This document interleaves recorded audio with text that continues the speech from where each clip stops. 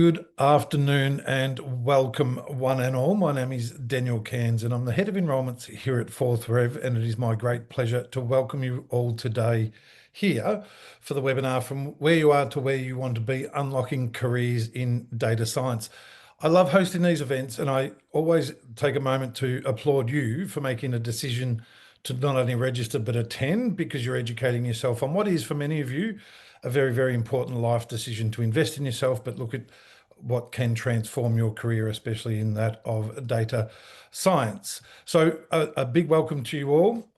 We're going to have some fun. We're going to give you a lot of information, but certainly answer as many questions as we can as well. Thank you to Sam in the background, who always does an amazing job of putting these events together as well. Firstly, though, the Data Science with Machine Learning in the AI Career Accelerator is delivered by the University of Cambridge's Institute of Continuing Education, whose mission it is to make world-class education accessible through flexible, inclusive and peer-driven learning. Built in partnership with industry and Fourth Rev, creators of the Career Accelerator model, it blends academic rigor with real-world application, connecting learners to employer design projects from organisations such as the Bank of England, Nielsen Data Book, Inchcape Study Group, Pure Gym and others. We launched the program in 2023 with the first learners commencing in 2024 and have made ongoing curriculum updates, as you can imagine, in a fast, ever-changing world in which we live. 87.5% of our career graduates achieve their desired career goal within 6 months of completing the Career Accelerator, due to the relevance of the content and the support that we'll hear so much about following the completion of learning. And they've come from all different backgrounds and areas of expertise, and have landed roles in finance, tech, healthcare, education and government as well. But this is certainly your opportunity to engage and to ask questions that are relevant to your own circumstances as well. And during this 60-minute webinar, we're going to go into a number of things, including about the current data science industry demand and career potential, what makes a career accelerator unique, practical projects, the structured learning and the real career outcomes, and also how the Career Accelerator Support Network can help you unlock your data science goals. But before I go on, I will just say two things. It is your opportunity. You're investing your time, so do engage with, be it emojis if you've got, if something resonates with you, but certainly with questions. And I'll ask that you pop your questions in the Q&A function down the bottom, not the chat function. We're going to be using the chat function for a few things like your introductions that you're doing. Thank you ever so kindly, but we'll also be posting links to assets in there, be they LinkedIn articles, application pages, book a time with your enrolment advisor and the like as well. We also would love to know a little bit about you before we commence, so we can also tailor some of the discussion points that we've got today. So I want to launch a poll and ask you the question as to what's your biggest goal in pursuing a career in data science? Is it to launch your career? Is it to make a pivot of your career into data science? Is it to level up in your current role?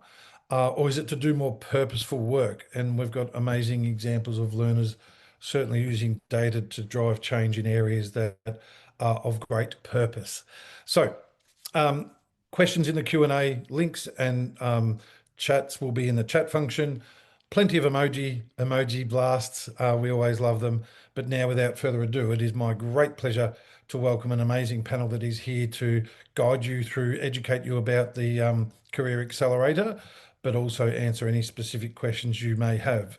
So if I could ask the panel to turn on their cameras, and I'm going to get each of our esteemed guests to do a quick introduction of themselves. Michael, you're first on, so I'm going to ask you first. Thank you and welcome. Can you give us a little bit of background about yourself? Sure. Hi, I'm Michael or Mike. I am a data scientist slash data engineer for the last 7 years. I'm an industry mentor for the Career Accelerator, and essentially my role is to really connect what you would be learning in the Career Accelerator to real world industry. So I'm by no means an academic. I'm very much someone who needs to look at what has been sort of completed and say, actually, if I was looking at this work in my own role, how would I feel about it? So my function in the Career Accelerator is for a few different things. It's part of it is looking at actual work completed and giving my perspective on it. Part of it is I give some sessions where I share some of my findings throughout my career and sort of try to give insights into how a career in data science may be different to what you might imagine and how one can be very successful in their career. And I also offer one-to-one sessions as well for people who want to talk about specific topics. Maybe it might be how you can get your own niche in data science or whatever it might be. Yeah, I've covered many topics in the one-to-ones, and yeah, very excited to potentially meet some of you on the course if you decide to join. Love it. And we love the fact that there's so much industry representation throughout the design process, but even throughout the course as well. I might go next to Kazi if that's okay. Thank you Welcome, so Kazi. much, Daniel. Thank you so much, Always a delight, Daniel. Welcome, always a delight everybody, to and see you thank and you so also to much. see you smile. Thank you so much, Daniel. I hope everybody can hear me. Perfect. Fantastic. Thank you so much. Welcome, everybody, and thank you so much for joining us this afternoon. It's so amazing to have all of you with us. My name is Kazi Jonas, as Daniel has mentioned. I'm the Lead Success Manager at Fourth Rev. We look forward to working with you guys when you do join us.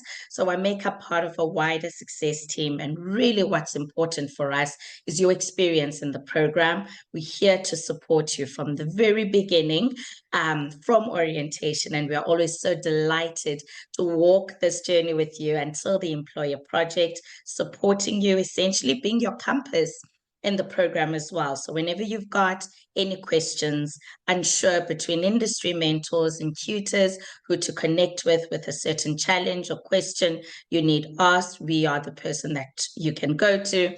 We're also here to offer you support with any challenges that you may experience when you are in the program. We're also amazing accountability partners if you find that you may need one, but we're here to support you, keep you going, encourage you, and also just answer any questions you may have. I'm sure we'll discuss a bit more as we move along in the session. Thank you so much, Daniel. Good on you, Kazi, and it's great to have that accountability behind and the support, obviously, and that's a big part of the program.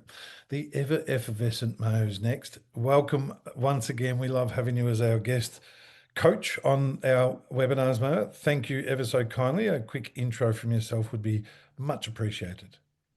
Thanks, Daniel. Good afternoon, everybody. So excited to be here.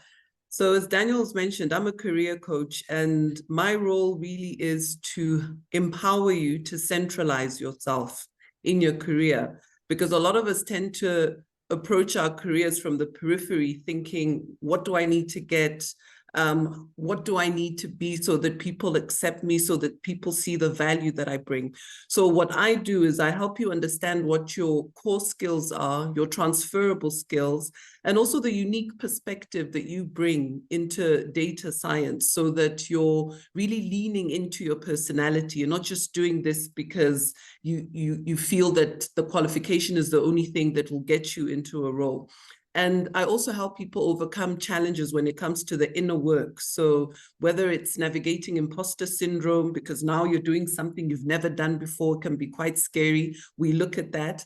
And we also look at the more practical aspects in terms of helping you update your LinkedIn profile, how to build a personal brand, because each and every one of us is a personal brand, but a lot of us don't understand, we don't value the power of that. So I help you to build something that will make you attractive in a very competitive marketplace. So that's me in a nutshell. Thanks, Daniel. Brilliant, and thank you ever so kindly. Look forward to hearing more. And last but certainly not least, Dr. Ali Al-Shabazz, our esteemed partner on the program from Cambridge. Welcome, as always. A delight to have you once again. Thank you. Thank you, DC. Good afternoon, everyone. Thanks, colleagues, for your introductory. This program, we started it, as DC said, 2023 to talk about it. And I'm, as an academic director and associate professor in Cambridge in digital skills, we designed this course based on our relationship with the industry through Fourth Rev. So the market research, when we design it, we focus on what is actually needed in the market, and we met people, talk to people, CEOs in the industry. So for that reason, we call it career accelerator. This is not pure academic. It's not pure profit. It's something in the middle, which you have the best of the both worlds. And we're going to talk about your journey in a minute. But welcome aboard. This is Ali Sherbaz, and looking forward to hear from you and your questions. Thank you. Thank you ever so kindly. And I'm glad we've all got the right background on. As learners, we'll also get to experience Mattingly Hall during the program. We'll touch on that a little bit later, because I was most excited myself to be there earlier this year. Just quickly to frame, I guess, the industry aspect and demand, data science continues to be one of the most promising career paths today, with robust growth in high demand projected for the future. As you can see there, 10x more job growth than the national average across all occupations in data science. 82% of companies need machine learning expertise, with only about 12% satisfied with the talent pool. That's an amazing statistic that we can unwrap a little bit further. And anywhere between 45,000 to 105,000, the anticipated salary of specialised data scientists in 2025. And many of you also bring a host of transferable skills that will be able to give us a little bit insight into a little later about profiling, because that's of great value too. So there's a very large amount of demand that I'm sure you've seen, but also furthermore, as more businesses not only make their digital transition, but their AI and ML transition as well. If we can jump on the next one. So we're very, very proud of what we've built, and more proud of the outcomes it's produced. But our program blends academic rigor with practical application. You'll gain hands-on skills, build a professional portfolio instead of doing exams, and collaborate with leading organisations on real-world projects, the major differentiator when applying for jobs. This session will highlight the support structure that makes balancing learning and life achievable. But as you can see, it's a 7-month program of learning. With Christmas break and some breaks in between those reflection weeks, it's about 8.5 months in total, but there's 7 months of learning. Co-designed with industry, University of Cambridge Institute of Continuing Education and Fourth Rev and the support team as well. Course 1 is applying statistics and core data science techniques in business. Course 2, solving business problems with supervised learning. Course 3, applying advanced data science techniques. Course 4 is the future of data science, runs concurrently with the employer partner project. For those of you that aren't aware, your learning outcomes from those first 3 courses enable your participation in a live industry-facing project with one of our employer partners.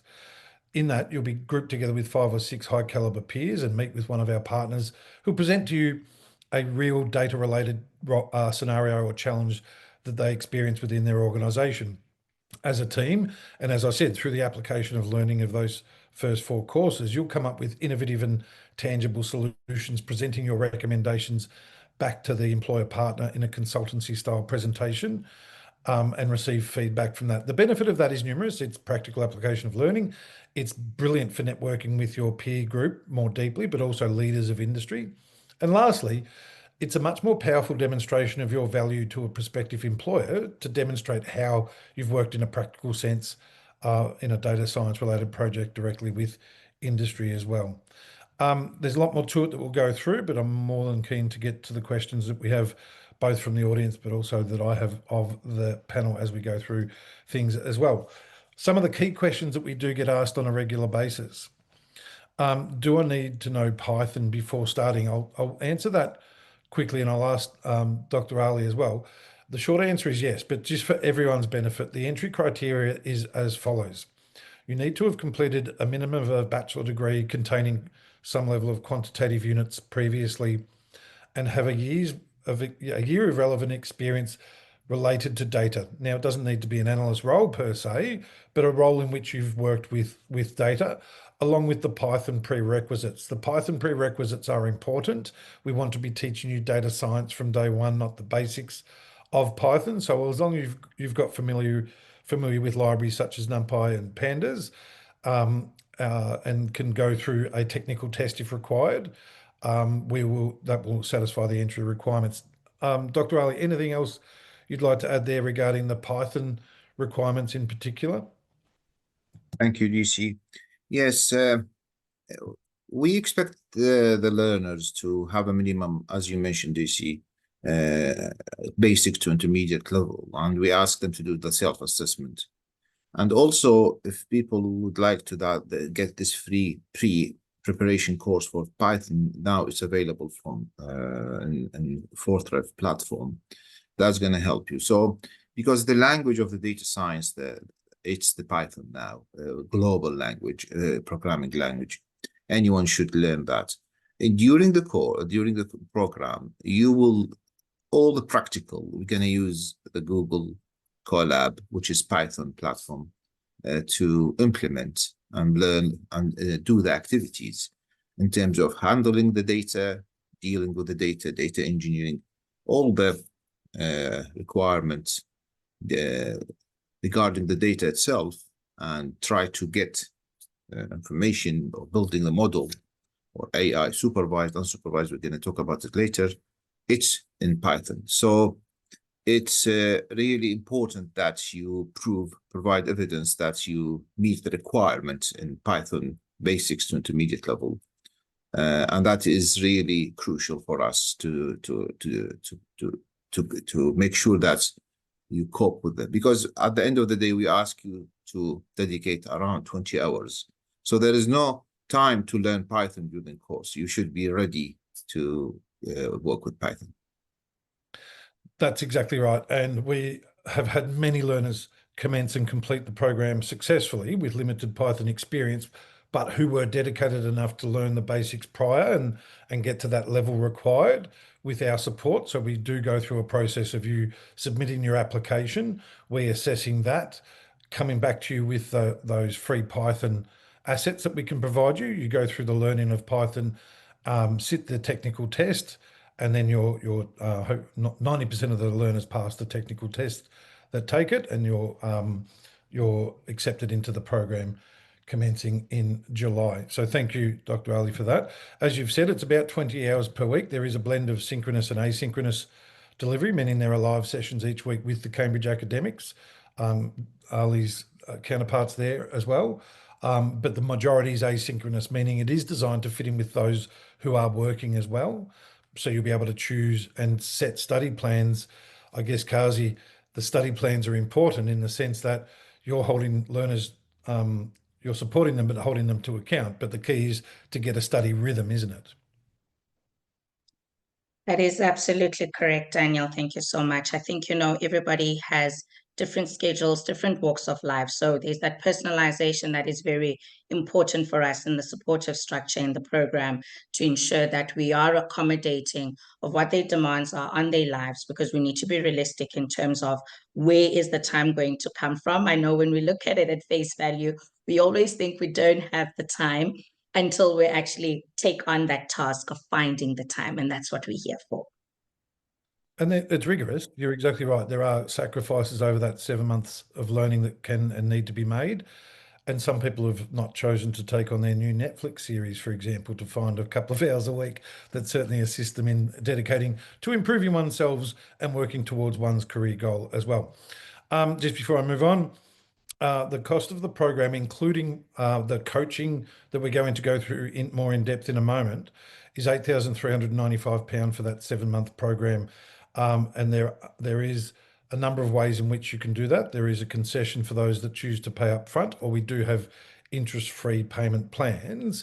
But today's about more demonstrating the value behind that price point, and how we can support you and the return on investment it will provide you once we get obviously to answering your questions as well. But there's nothing more to purchase. Everything is included, including an extended amount of career coaching for 6 months after the program. Let's get to some key questions of the panel, and then we'll get to a few other things before the audience questions. Just a reminder for the audience, drop your questions in the Q&A. We're going to be putting some things in the chat function shortly. My first question goes to Dr. Ali. How does the program, in your opinion, equip learners with both academic real rigor and real-world data science skills? Thank you, DC. That's an important question. It's as I mentioned earlier, when we designed the course, we considered the market need, and when we did the market research, and we did ask what are the missing skills in your which you are, or in the talented people. Some of them, they are excellent technical data scientists, but some of them, they cannot answer a question, or at least from the data. They would like to, the decision makers, they would like to rely on the data scientists to make a decision. And that is really what is missing in the market. And they would like to have a person has an experience in the data science, and they can help the decision maker to move forward for the benefit of the company. And that is when we designed the course, we found that, okay, in this case, we need to have the best of the both worlds, from the industry and the academia. So for that reason, every week or during the course, you will have a guided lecture, or a lecture with an academics from Cambridge, and also from the industry mentor, plus, of course, career coach, plus many managers from the ladies will mention that. But over the course, when we created the course, it is 4 modules, and in every single module there will be activities relevant to the industry and activities relevant to the academia, and there will be an assessment as well. And course after course, you will find yourself diving in the data science in depth. The first module, or the first course, it's where all of you coming from different background, different experiences, we have to make sure that you are settled in the course equally, and you have in the common ground. And then when we move to course 2, then you will learn supervised learning, and supervised learning about the data, you have more depth. And then after that, in the module 3, you will learn more about NLP and time series analysis with different type of requirement from the data sets. And finally, you will have the employer projects where you work as a group. So there are elements of learning curve from getting the right knowledge and the right skills as well, and that's what they are needing. The market shows us what they need, and we do have now testimonial. I'm sure if you look at the LinkedIn, which shared in the chat, that your colleagues, previous colleagues, they finish the course and they apply for another job, and they change their career, and that is actually the requirement. Thank you, DC.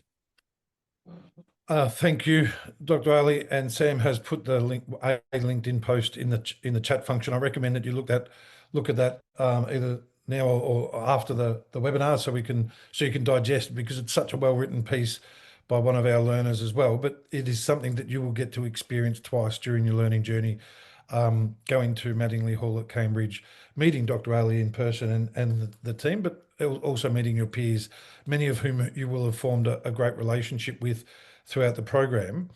And many of you will be sharing your career outcomes at those events too. And that brings me to Mayo and the coaching. Can you give us a quick overview of what the coaching structure is like? How do you help learners define their goals and build that clear path toward achieving them? So we start out by defining what is the big goal, right? So that could be getting a job, it could be getting a promotion, making a successful career switch. So whatever that big goal is, we then crystallize it. So what industry are you potentially interested in? What size organization do you feel you'd be a fit for? Who are the thought leaders in that space? What are they saying about that particular industry? So that you're not thumb-sucking where it is that you want to go.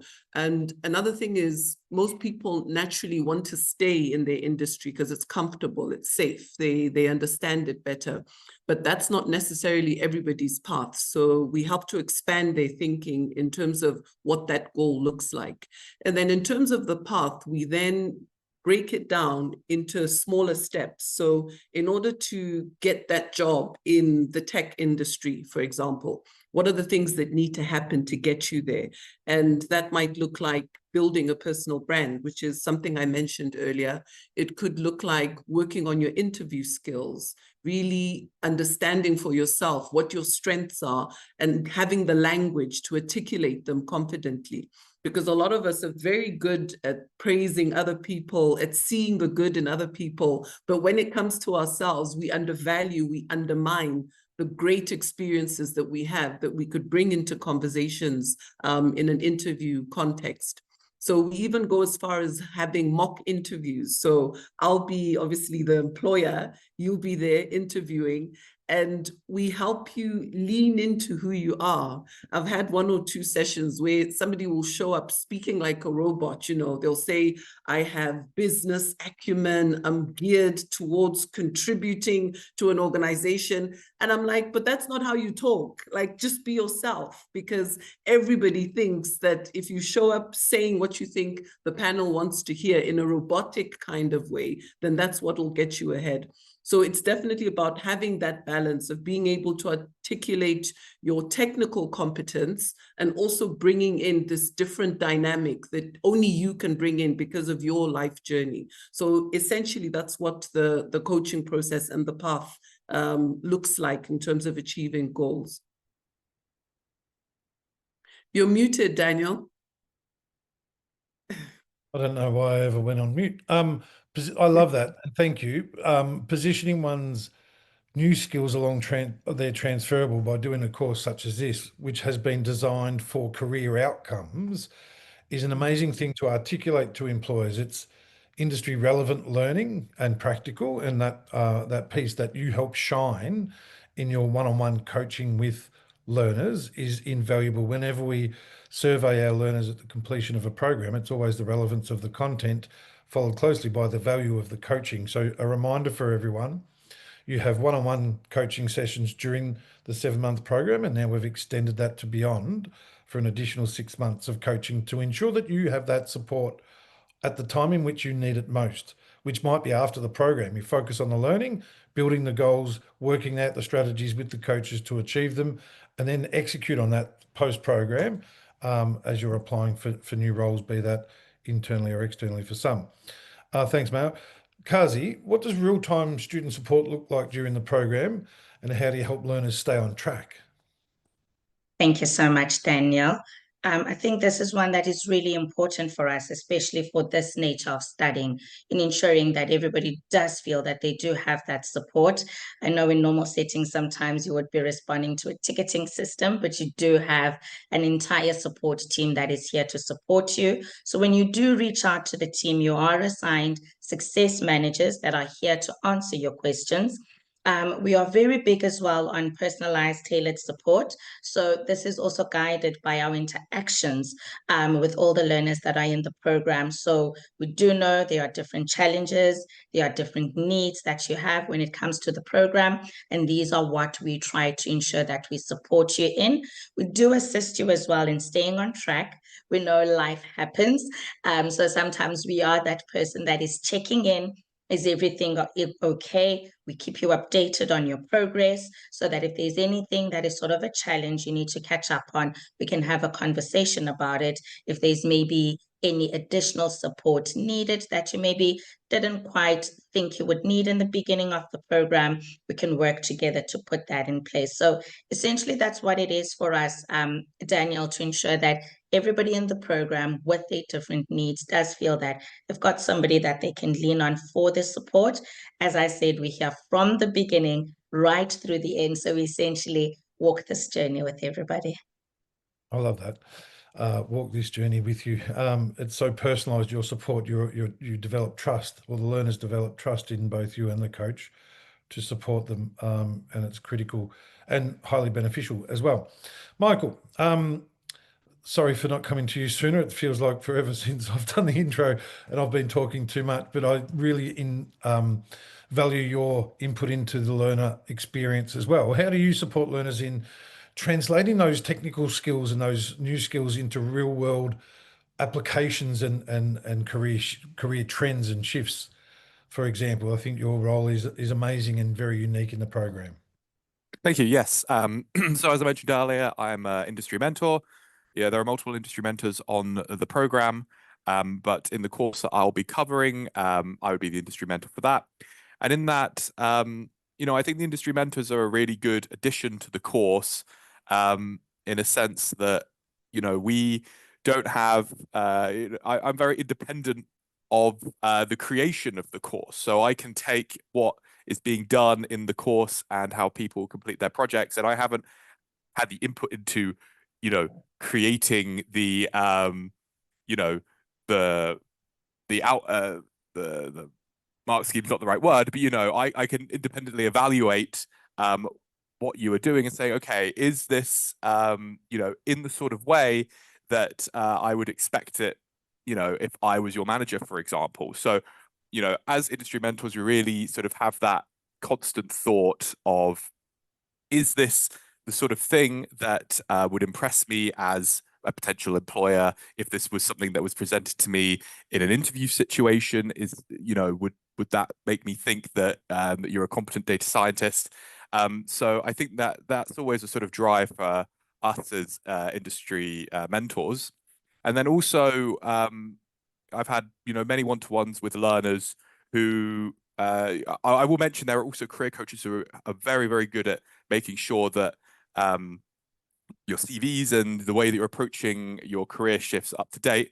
But as an industry mentor, I also have the perspective of knowing how the market's going, how you can forge your own niche in the market. We have a lot of people that come through that have previous experience in certain industries, maybe not data science, but industry experience, and being able to say, okay, well, maybe you could make a portfolio project that utilizes your old industry experience. If you don't want to be in that industry anymore, maybe pivot to a completely new industry.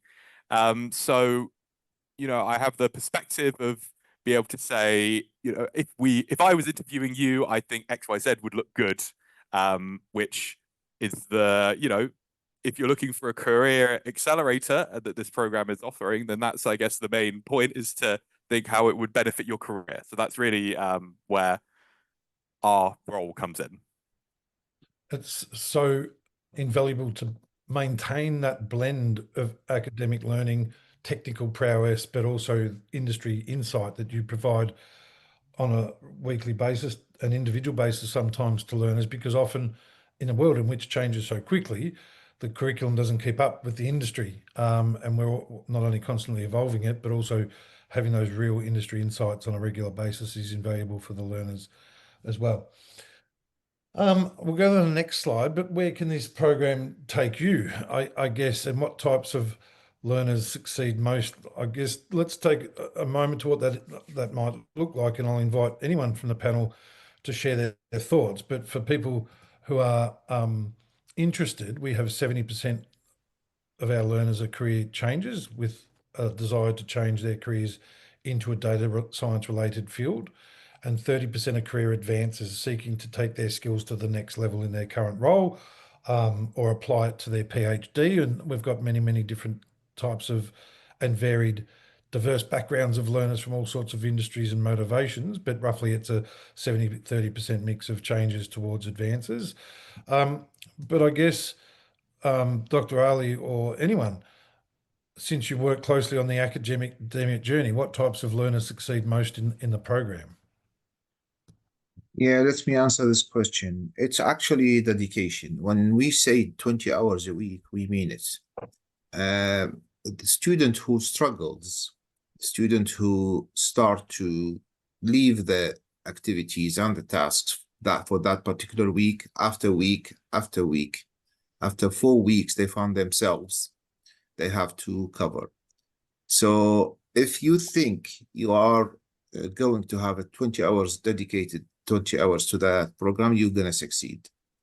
Otherwise, you're going to struggle, and you're going to come back to me and asking for extension and asking for help.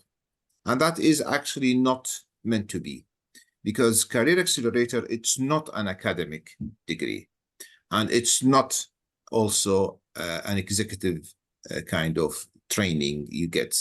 No, that's a long-term commitment and intensive course. Part of the learning outcomes, we're gonna train you to work in a company, and Michael can help me on that because he's working in a company, and tell you about the time pressure. When your line manager tells you the deadline is Friday 3 p.m., it means Friday 3 p.m. Otherwise, the company will lose that kind of contract, or they have to make a decision. Yes, in the academics, you have in the master degree, you have flexibility of 1 year, 12 months, 18 months. But in the career accelerator, this is not the case. So it's kind of, we are training you to be in that position. So this is the first one. Second, engagement with your lecturer and with your coach, career coach, and with your industry mentor, and ask the right question and be prepared for that. And we live in the digital era, so everything is recorded for you, available on your own time. But there are some synchronous sessions that's crucial for you to attend and talk to the academics and the industry mentors and the career coach. And that is probably I have answered the first question, DC. Perfect. Spot on, and thank you. We've got some questions coming through. Just a reminder for everyone, if you want to pop any questions in the Q&A, I'm going to get to them quite quickly because we've got a fair audience and some brilliant questions coming through. Mayo and Kazi, though, it would be great to hear your insights on the second question, given your focus on career development and the real world outcomes that learners achieve. What kinds of career outcomes have you witnessed? And we'll touch on that on the next slide too. I just wanted to add to what Dr. Ali said before I get into the outcomes around putting in the work with this program, because there really is no other way. So over and above putting in the work into the academic side of it, the technical side of it, is also putting in the work into the career coaching, because for many of our learners, it's their first time ever being coached. And sometimes it's met with suspicion, other times with a bit of curiosity. So I really encourage people to lean into the curiosity and the openness of the journey and to trust the process, because a lot of time and effort has gone into developing this program, as well as curating coaches from all over the world in terms of bringing in different dynamics and perspectives. So those are the kinds of learners that tend to succeed on the program.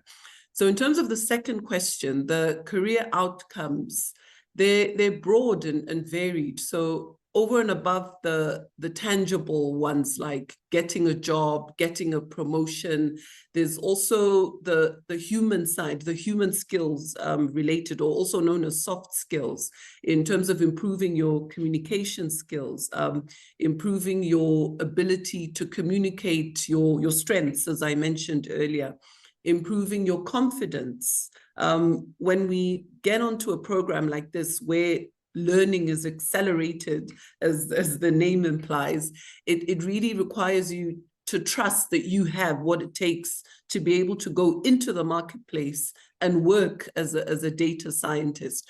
So the fear that often comes with making that transition, as a career coach, we're there to help you alleviate that and to really trust that you're skilled, you're competent, and you're ready for the marketplace. And I've mentioned quite a bit earlier around personality. So a very real career outcome is people understanding that as they are, with the personality that they bring, it's needed in the data science context. It's needed within the organizations that they work in. So there's lots and lots of career outcomes that we do get, but the main ones I would say is getting the job, stating the obvious, getting a role, improving your confidence, improving your soft skills like communication skills, and being able to articulate your strengths, your transferable skills in a very powerful, irresistible way when you're looking for a role in the marketplace.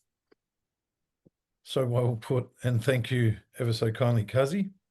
Thank you so much, Daniel. I just want to add quickly to what Dr. Ali and Mayo have shared, that I think the beauty of the program as well is that there's such diversity in the background of the learners, and truly to encourage that everybody has skill sets that they come with that are of value when coming into the program. The experiences are not the same, but, Mayo mentioned earlier that we each have something, and that is very important in assisting us to accelerate to the goals that we are wanting to achieve with coming into the program.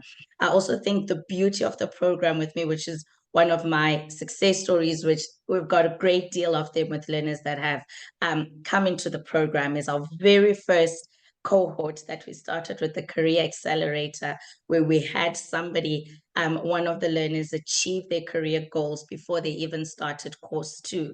And it all came from that dedication, perseverance, and focus that has been mentioned into the program. So some of these goals are reached prior to even completing the program, but because of the support team you have, the dedication, the journey, being committed, being clear about what you're wanting to get out of this really does support you, and you continue the journey in just upskilling yourself and improving from what you've already achieved.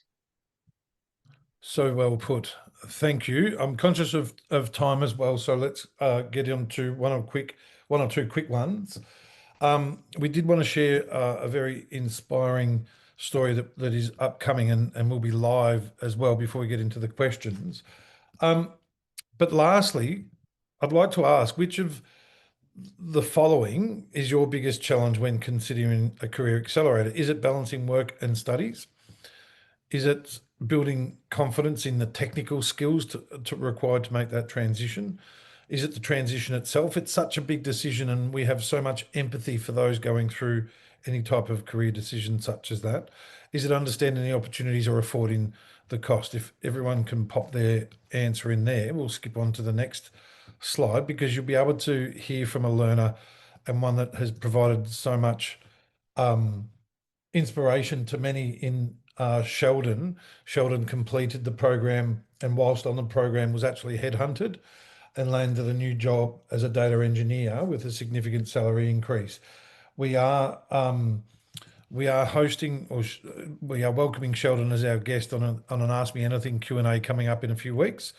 So please be on the lookout for the invitation in your emails, where you can interact, hear from Sheldon directly, and he'll answer questions specific to his learning journey in the course. Is also, his portfolio is publicly available, the one that he developed through the work that he completed in the Career Accelerator. So I encourage everyone to have a look at that. Both the links are in the chat function. Let's get to some questions, but before we do, one last thing, I promise. We want to recognise those that are ready to make a commitment, and we do so by adding additional value to your decision-making process. And what I mean by that is, for those that are entering the program and are committing before the 30th of June, you'll be able to claim what we call a Head Start package. Part of this is around that decision-making process that I mentioned, but the package for those committing early contains a career masterclass. So join our coaches, Mayo and others, for practical pre-program session to set your goals, map your own career path, and build the confidence to hit the ground running. The employer project preview, so get a real look at the real world projects from past learners and get a first-hand look at how industry challenges are tackled during that part of the program. And early access to alumni. So connect with Career Accelerator Alumni Network, working in data roles, and start building your professional network early. It is there's only 40 of those packages available. So book a call with your enrollment advisor to speak as to how that will be able to be positioned for your benefit. But also, when reaching out to the network of alumni that have completed, developing your professional network is one of the biggest challenges that people overcome during the program through the coaching that Mayo provides and others provide. And it's often unheralded as to just how far and how beneficial that is. So 40 packages of that are available. They will go quickly, but if you're ready to commit, book a time with your enrollment advisor if you haven't done so already, or apply, and we will ensure that you're one of the first 40 to obtain that. Expect some outreach from your enrollment advisor. I'm going to get to some questions. John was the first one that posted a question here, and I think it's a really common one, but a really good one. How realistic or feasible is it to do a midlife or mid-career pivot is it possible to go from a current salary of £65,000 into an equivalent data science role off the back of this course alone? Michael and Mayo, have you seen examples previously? I know we've experienced many of people not wanting to make that entry level re-entry into a new career, but use their transferable skills for midpoint career change. Yeah, absolutely. There's so many success stories that we've had, and the main thing about making a switch like that is really leaning into who you are. I can't overemphasize that. So over and above the technical skills and developing an understanding of how to use all the things you're going to learn, it really is about being able to sell yourself. And if you think about job interviews, once you've gone through the various levels of a job interview, they've verified your qualifications, they've given you perhaps a case study on the technical skills. At the end of the day, they want to understand how you can fit into the context of the organization that you're getting into. So the more you're able to do that, and the more they're able to place you and to see you, to visualize you in the organization, it increases the chances of you getting an offer that is aligned with your expectations, and at times even exceeds your expectations. Because we've had people that have transitioned into roles, into startup organizations, where they're the only person that's doing data within the company. So everyone is looking to them as the expert. So being able to rise to the occasion for such a thing, it really requires you to build that confidence, that self-belief, having high levels of self-esteem so that you can navigate such spaces. Yeah. That's excellent. Thank you kindly. Anisha's asked a couple of questions here, but there's concerns regarding due to AI and other tools, there's no more junior level jobs in data.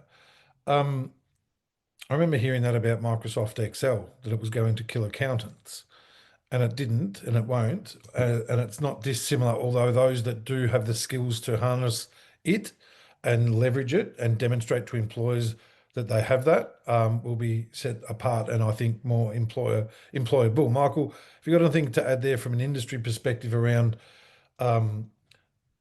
entry-level roles being impacted by AI?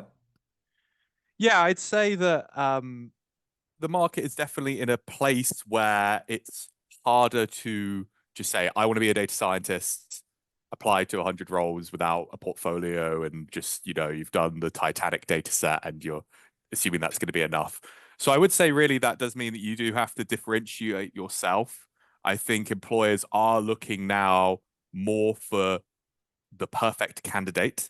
So, a lot of the advice I give to learners who I speak to is, how can you make your niche? How do you sort of make yourself the perfect person for an employer?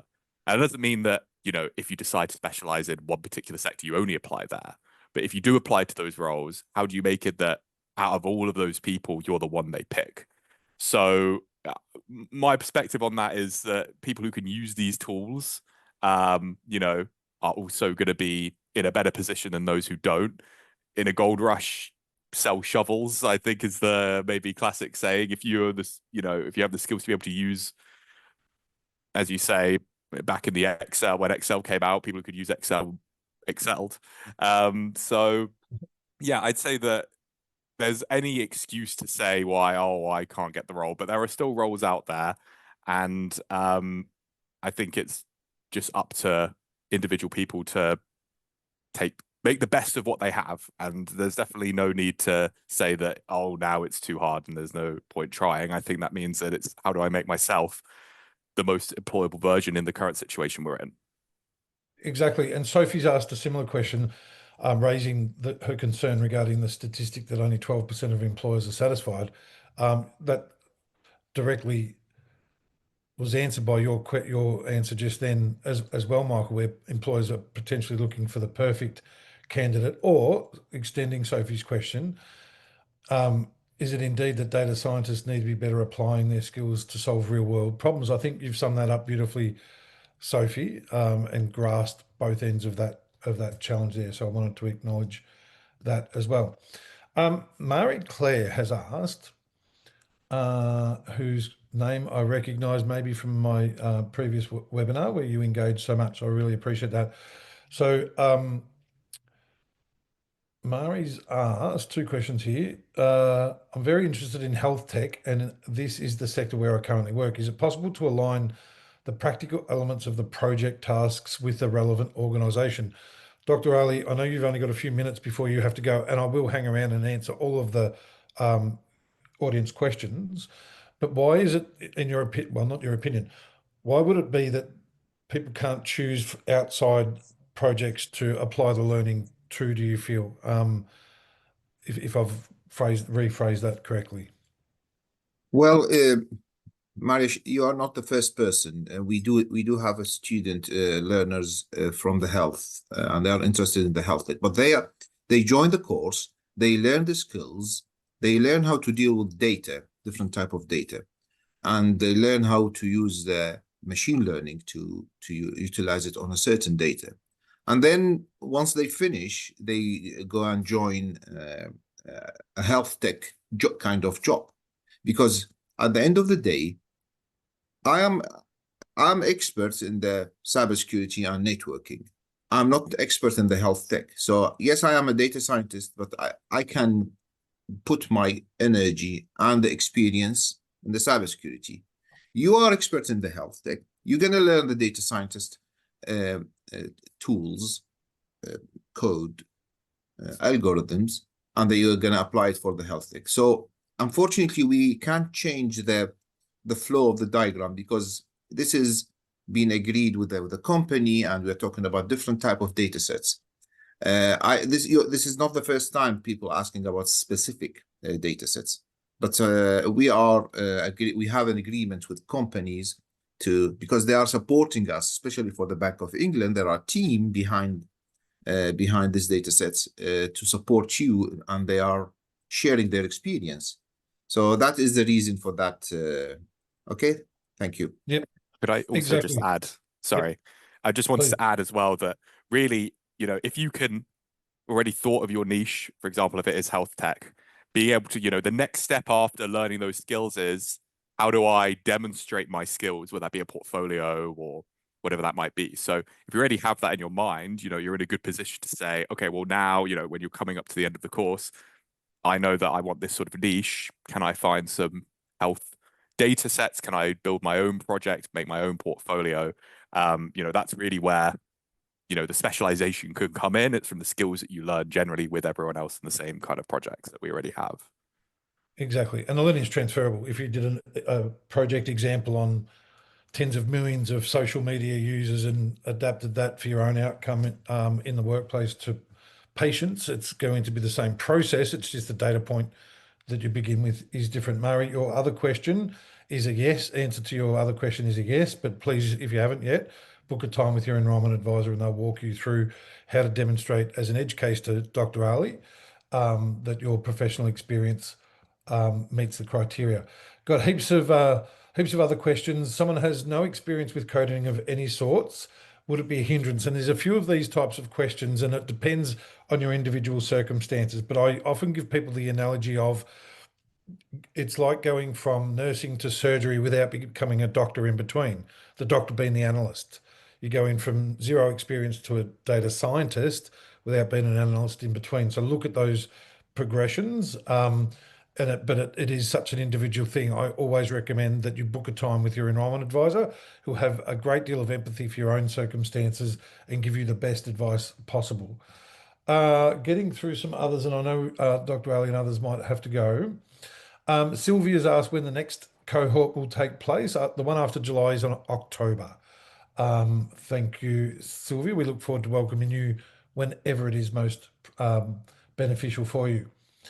Let me just come to some other questions. Do you need Python? Do we need Python only as a programming language? Dr. Ali, or would you like to answer that one? And I think we covered it earlier, but just to refresh on the fact that Python is the predominant language used. Well, in the course, and as I mentioned, the data science now programming language is Python. And that's what we are teaching you during the course. So we need to make sure that you reach to a basic to intermediate level at the beginning of the course as an entry requirement to cope with the activities. Exactly. Julio's also asked a question. I'll fire a couple at Dr. Ali before you have to go. How many contact hours are offered with academics and mentors? There are 3 hours with the academics, and there are also VLE discussion board, and you have the also opportunity to meet with the academics one-to-one session. Career coach, I think Kazi can talk about it, but also there are we have the industry mentor as well, Michael, or his colleagues as well. They are in contact, and the rest are online activities. Yeah, as a guide, it's around 80-20, 80% asynchronous, 20% synchronous sessions, we feel, but it will depend. Some weeks you'll have a meeting with Michael as an industry mentor and your career coach and the academics. Other weeks you'll just have the live sessions with the academics. So it does vary a bit week to week, but as a general rule, that's about that. Sylvia's asked, how long is the Python prep course? Do we still have time to complete it before the start of the Career Accelerator? Yes. Again, depending on your previous experience, Sylvia. So do please book in a time with Otto, Sonia, or myself to discuss your individual circumstances. But certainly, most people would be able to meet the Python requirements between now and the course commencement as well. Looking at the next one, Dr. Ali, before you do go, and before I just sign off for those that can't stick around, one last question for you, good self. Jason's asked, would the level of knowledge we reach allow us to be accepted for a master's in computer science? I'm assuming he means with Cambridge, but it is postgraduate level. But what would you like to add to that, Jason's question?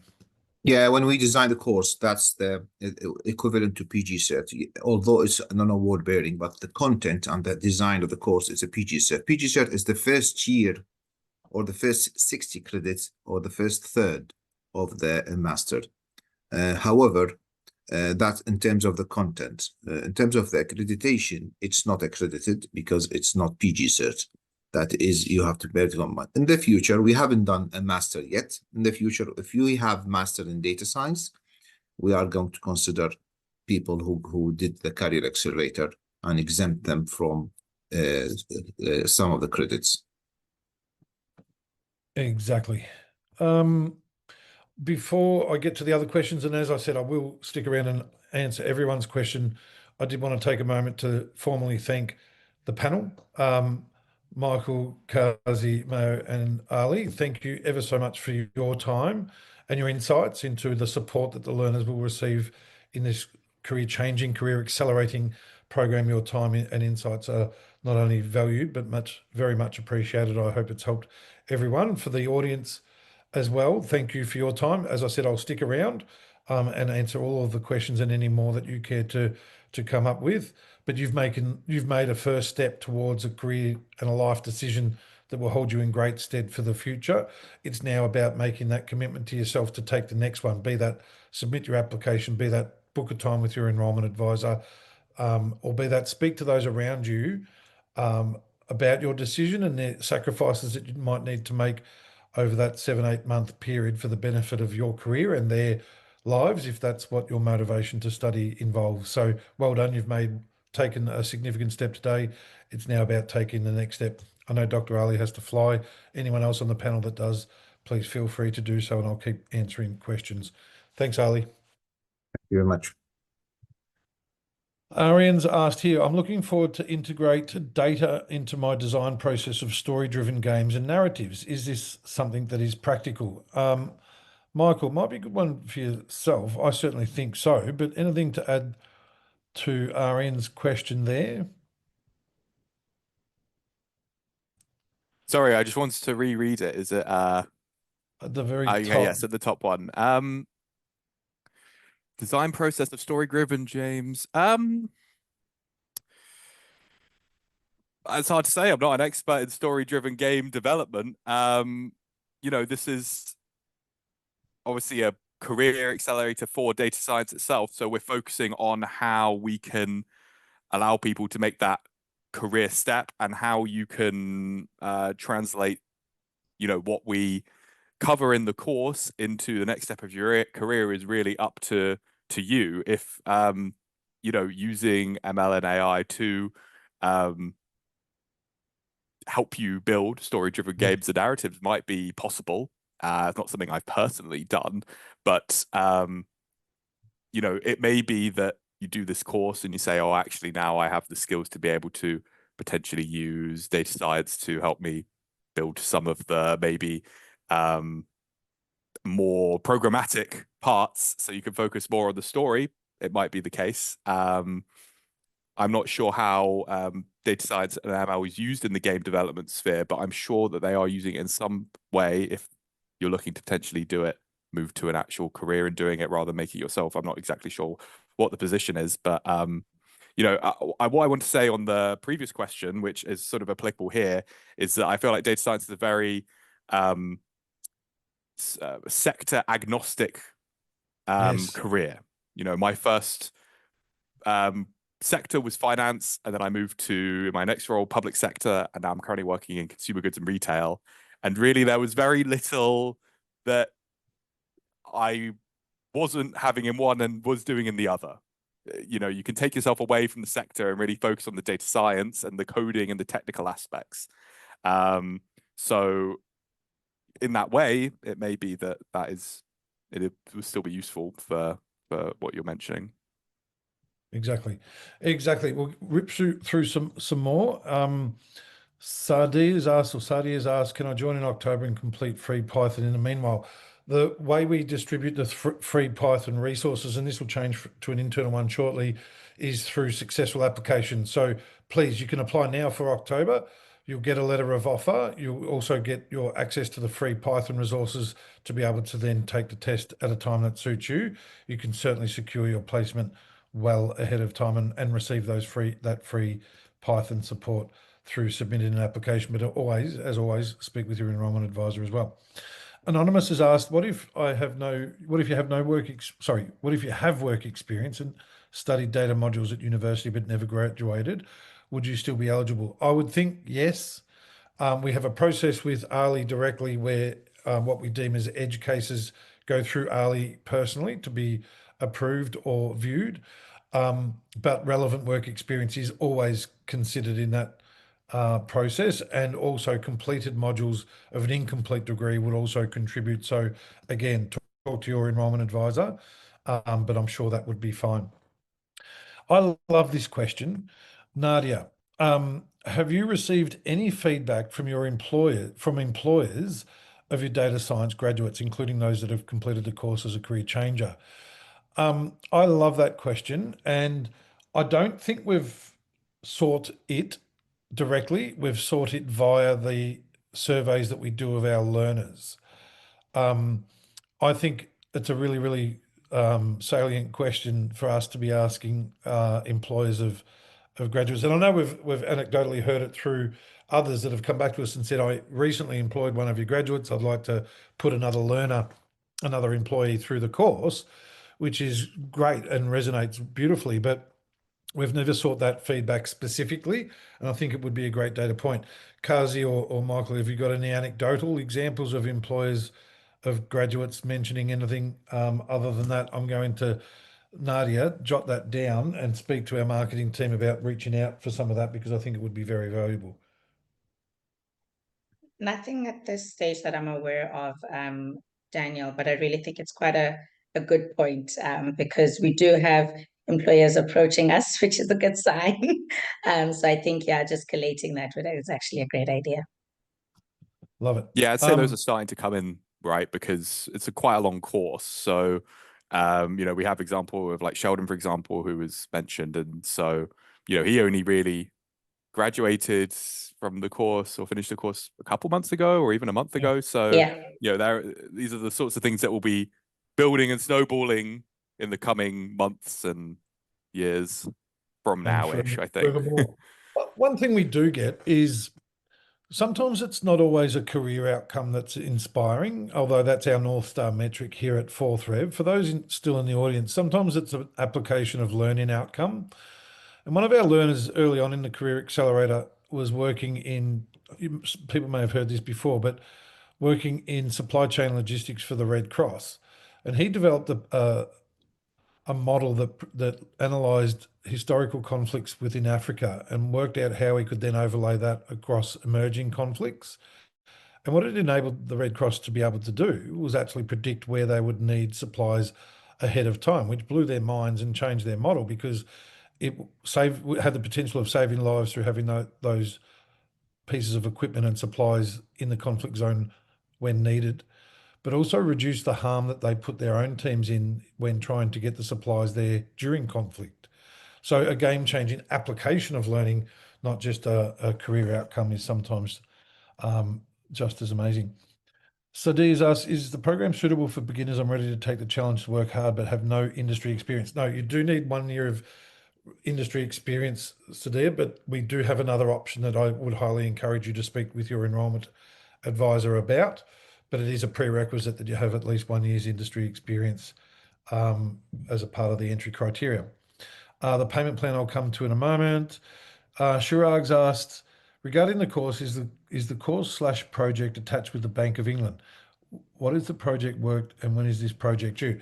It's the final stage and the final 6 weeks of the 7 months of learning, 8.5-month program, Shirag, where you go through the process of having completed the first 4 courses, 3 and a bit courses, and then you put in a team with other learners and you meet with one of our employer partners.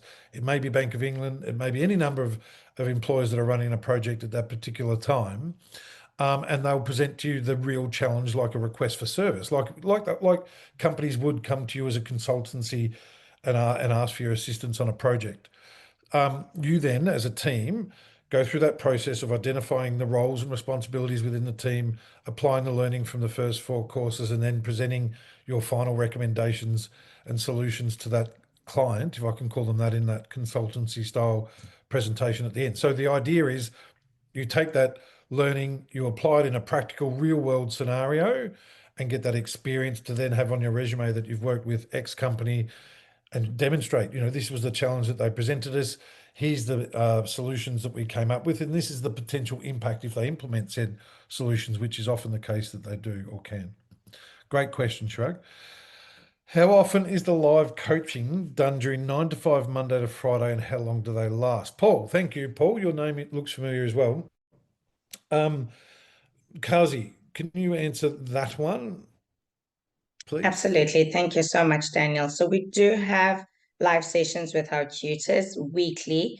We've got them at this stage, it's on a Wednesday and a Thursday. You also have check-ins weekly with your success managers. You've got your industry mentor sessions as well, bi-weekly with Michael and the other industry mentors. Our sessions are in the afternoons and some in the evenings.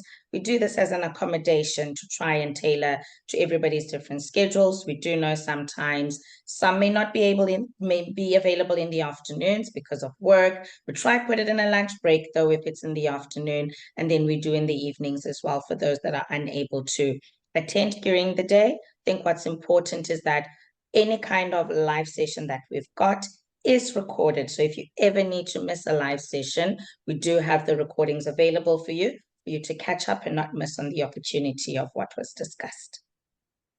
Perfect. Thank you kindly. I've got some other questions to get through. Claire's asked, what do you count as industry experience and does it have to be immediately previous? I've taken a career break. Claire, we love empowering if it is return to work. Mum, I'm guessing that, but whatever your circumstances, we've got so many success stories surrounding that. So no, it doesn't have to be immediate at all. It just has to be a role that has been exposed to the use of data previously, and that could be a salesperson uses data regarding their leads and their plotting of forecasts and things like that. It could be transport and logistics, where you're looking at data relating to GPS coordinates. It doesn't have to be an analytical analyst, a straight up analyst role. It's a role in which you've been exposed to the use of data. There's some some pre-approved roles that we have. But Claire, again, if you want to reach out to me directly or Otto or Sonia, your enrolment advisor, we can guide you through that. I'm sure you'll be fine. Shirag said, I've got 8 years of experience with which companies approach the universities. Which companies approach? That might have been previous, where we've had companies employ graduates and then have put their other employees through further studies as well. But it's dynamic all the time, Shiraga, regarding employers posting jobs, and once you're in and part of the community, you're exposed to all of that. So we do post jobs regularly where employers are approaching us. We do post our alumni now in industry looking to employ graduates and the thing. So there's also many opportunities like that once you're in. I'm completing a master's degree in data science, have no industry experience. Is this the right course for me to start? That's a difficult one, and I do recommend that you speak with your enrolment advisor to have a deeper conversation on what we can have here now, because it is a big decision. You've done a master's. What you're lacking to get that next role is the industry experience, but this offers that. So yes, I think it could be, and given that it's a master's, and if you've got any part-time work and things like that that we can demonstrate to Ali, you should meet the entry criteria. But maybe it is that this might be the thing that sets you apart from others when seeking new roles, especially. So Anonymous, it's a great question, and I have empathy for your situation, but book a time with myself, Sonia, or Otto, and we'll be able to help. JS, how long is the prep course? It depends. JS, everyone's different in relation to the prep course, but anyone could get that Python proficiency in roughly 4 to 5 weeks, which is the time we've got, so long as they're applying themselves on a weekly basis to obtain those skills. Others will take less than that, 20 hours. Some learners with basic, like we've got learners that have done a lot in R previously and not Python. It's not the same, but it's not dissimilar in the philosophy of the language. So they've taken less than 20 hours to make that transition. Just depends on your individual circumstances. Is there any module of generative AI applicability, like building a chatbot, or is it only ML and data science? No, Somnath has asked that question. The last unit is the future of data science using generative AI and ChatGPT and the like, and some of the things you'll do are exactly what you've described. Anisha has asked, I did my bachelor from another country and I'm learning Python from Udemy. What else is required to get in the course? It is there is a language, English language requirement. Anisha, I'm not sure if English is your first language, or if you did university in English. If so, that you meet the English criteria. If you don't, you need a 7.0 IELTS with nothing under 6.5 in some of the disciplines. And lastly, that you have that 1 year of professional experience. But again, always best to have a live conversation with someone that can assist you as well. Lastly, to the payment plans, I might get Sam to go back if you can. We're not sharing. So for those that weren't here earlier, the fees are £8,395. There is a £500 concession if you do elect to pay up front, or we can offer payment plans over a 6 or 9 monthly payment plan with no application. We can provide that. Or if you need a longer one, there is a 24-month plan that is subject to a finance application with an external provider called StepX. Although there's no interest with that, it's obviously a consideration when it's a financial application. According to research, tell me about career opportunities with Cambridge.